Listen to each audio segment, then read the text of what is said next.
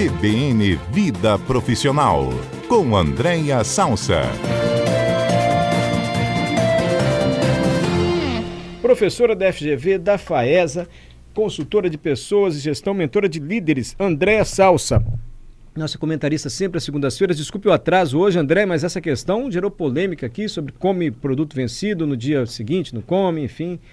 Vamos adiante, né, Andréia? Senão a gente não avança. Vamos sim, Mário. Boa tarde. E não tem como eu não começar o quadro de hoje dando uma saudação tricolor para os nossos ouvintes, para o meu colega Schaefer aí, que eu sei que ele é tricolor como eu, Carlos Alberto, que eu nem sabia que era tricolor, mas agora... Virou ontem virou tricolor. Virou ontem, mas está no jogo. E o vascaíno mais tricolor que eu conheço, que é Adalberto Cordeiro, é que ele ainda não percebeu que ele é tricolor, Mário, mas ele vai se juntar a gente, né, Schaefer? É isso, André, não isso. Não tem como. É a cara do tricolor, o Adalberto. Mas o Vasco é simpático também. Super licença concedida para essa homenagem à torcida tricolor, André. Você também é tricolor, né? Torcedora do Fluminense. Eu sou. Estou muito feliz. Estava no Rio também, assim como Schaefer, e vi lá a cidade do Rio de Janeiro lotada de argentinos. Eles estavam super animados, de repente ficaram tristinhos no domingo quando eu saí de lá, mas enfim, agora esse título é nosso e a gente está muito feliz. Você viu que a pessoa não quer pisar delicadamente, faz igual o André Salsa dos argentinos, né? Bem delicada, maravilhosa. Leve, sutil, elegante com os argentinos. Todos percebemos, tá, Andréia? Que bom, espero que eles também. Eles são chatos no estádio, né? Os argentinos são... Nossa, param, eles né? são... eles estavam assim, né? Mas que bom que a gente tomou um café da manhã maravilhoso no domingo. Eu acho que para eles não foi tão bom não, Mário. Mas vamos embora. André empolgado. Só quer espiziar os argentinos. Andréia, eu sei que você vai falar hoje de habilidades comportamentais e técnicas, né? As competências que unem essas habilidades são cada vez mais demandadas nas empresas. André, nos ajudem, gente. André sempre nos ajuda aqui a progredir profissionalmente. Eu peguei um embalo e fiz uma pergunta que pode não ter nada a ver, mas pode ter relação com isso que você está dizendo, das competências que unem essas habilidades. Perguntei para o Adalberto, você preferia trabalhar com um colega ultra competente, cujo caráter a gente duvida, que assim, não é uma pessoa muito boa, chato, metido, mala, sabe? Que ele não é meio desagradável, chato, não é uma pessoa bacana de conviver, ou ao contrário, o que você prefere? Trabalhar com um cara muito gente boa, não é aquele exemplo de desempenho, sabe? Não performa muito bem, ele vai levando assim, faz, mas não faz muito bem, ele cumpre a tarefa ali quando muito. Enfim, isso tem a ver com o seu tema? Não tem nada a ver?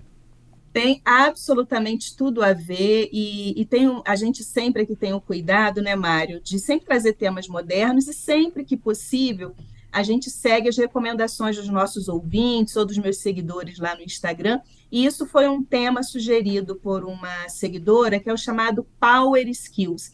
Eu tenho um pouco de resistência a essa coisa tudo do inglês, né? Mas a gente tem que trazer para o nosso ouvinte como o mercado se posiciona, porque eu sempre acho que, e é muito interessante na minha área, né, Mário, que às vezes é uma palestra para brasileiros no Brasil, numa temática que é do mercado brasileiro e as pessoas ficam falando inglês, então eu acho um pouco cansativo, mas na realidade é exatamente isso, é a junção, de novo, né, os termos que o mercado utiliza. É a junção dos soft skills com hard skills, que são as competências comportamentais e as competências técnicas. E aí eu acho que um exemplo muito legal para o nosso ouvinte concretizar, e que tem tudo a ver também com esse exemplo que você vai estar trazendo, e que, de novo, vou falar do meu Fluminense, porque tem tudo a ver com o técnico do Fluminense, Fernando Diniz, que eu não sei quem acompanhou a entrevista dele logo em seguida que teve a vitória, né? A Globo coloca ali, vai chamando os atores principais do jogo e naturalmente chamou o técnico Fernando Diniz. E ele fez uma declaração que acho que exemplifica bem o que são power skills, né? Que são esse somatório de competências. Ele disse assim, ele introduziu a entrevista assim, mesmo que nós não tivéssemos vencido, nós, nesse momento, não seríamos derrotados. Assim como o Boca, nesse momento, não é um time derrotado porque ele chegou até aqui.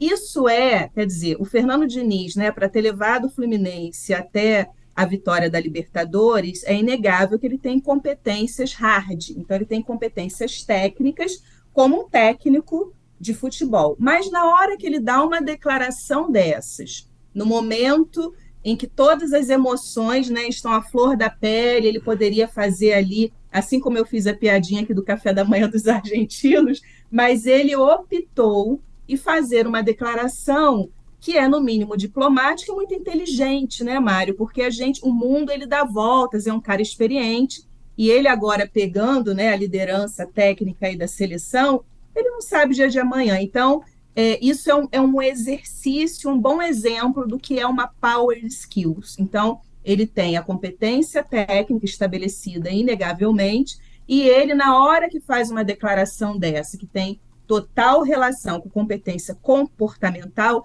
ele junta as duas competências e se transforma, né, o que o mercado chama aí num super talento, e não é à toa que ele vai assumir a seleção brasileira. Então, esse é um exemplo também complementar aos exemplos que você trouxe do que é essa junção e essa expressão, né, técnica, vamos dizer assim, desse mercado que as pessoas estão usando, chamado Power Skills.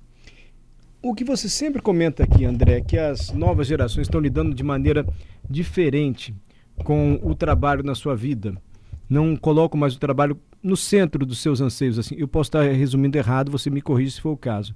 Mas isso faz que se valorize mais as competências comportamentais, assim, dentro das empresas, ou também não tem ligação? Você entendeu o que eu perguntei? Mário, eu entendo que as competências comportamentais, cada vez mais elas têm se sobressaído, mas quando a gente vai olhar, né, para aquele profissional que o mercado está buscando, e olha que interessante, isso é uma percepção Andréa Salsa, tá? Não é, é um pouco da leitura que eu faço. Um Power Skills, normalmente, ele está conectado com um profissional mais maduro, tá? Porque ele precisa ter a competência técnica, mas ele também tem uma competência comportamental, porque ele olha para aquela vivência que ele trouxe, que é técnica, e ele percebe que não dá para só levar aquilo, porque o mundo mudou. Eu não sei se as novas gerações elas estão tão ligadas nessa junção do hard com o soft, tá? Que é a competência comportamental e a técnica. Eu acho que exige um pouquinho mais de maturidade para alguém capturar isso. Não sei se é exatamente isso que você está falando, que as novas gerações estão indo mais para as comportamentais e talvez isso aí seja um dilema de junção entre técnico e comportamental. Seria sim. isso? É isso sim. Achei interessante você falar que essa inteligência comportamental requer experiência, né? Requer vida mesmo, tempo. Essa junção na realidade, porque é inegável competência comportamental. Se a gente tivesse que escolher, tá, Mário, o que define mais hoje? Sem dúvida, se eu tivesse que escolher, seria a competência comportamental, que é o que está mais frágil atualmente. Mas como a gente está trazendo aqui o Power Skills, aí a gente está falando da junção.